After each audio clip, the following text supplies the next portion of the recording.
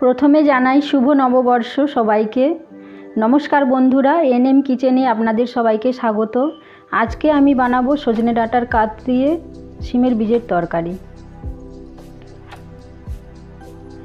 তার জন্য আমি শিম নিয়েছি আর সজনে ডাঁটা নিয়েছি। শিমের বীজগুলো ছাড়িয়ে নেব।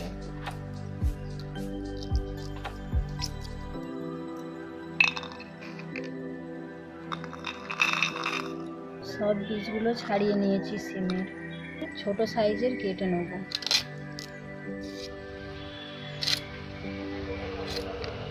কারণ কড়াইতে দেওয়ার সময় কড়াইতে ধরবে না, সেজন্য একটু ছোট সাইজের করে কেটে নিলাম।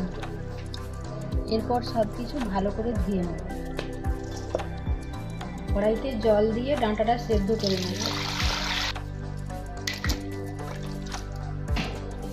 ঢাকনা দিয়ে ঢেকে দেবো, তাড়াতাড়ি সেদ্ধ হয়ে যাবে।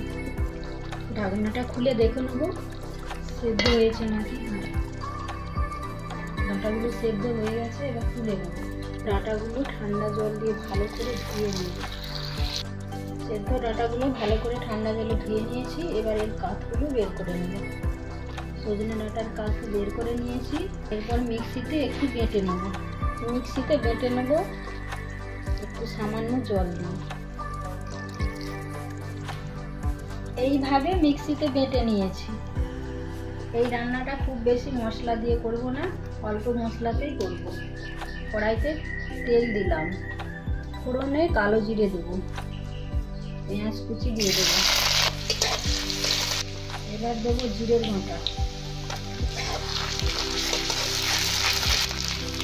হলুদ গুঁড়ো, লঙ্কার গুঁড়ো, পোস্ত বাটা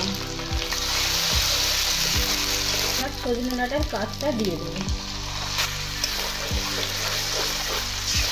শিমের বীজগুলো দিয়ে দেবো, নুন দেবো। এবার বীজগুলো সেদ্ধ করার জন্য ঢেকে দেবো। এরপর ঢাকনা খুলে একটু জল দিয়ে দেবো।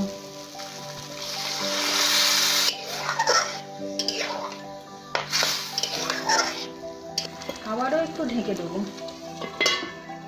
এরপর ঢাকনাটা খুলে নেব। শিমের বীজগুলো ভালোভাবে সেদ্ধ হয়ে গেছে। এরপর সামান্য একটু গরম মশলা ছড়িয়ে নামিয়ে নেব। গরম মশলা ছড়িয়ে দেবো। তৈরি হয়ে গেল আজকের একটা অসাধারণ রেসিপি, যেটা ভাত বা রুটির সাথে খেতে দারুণ লাগে।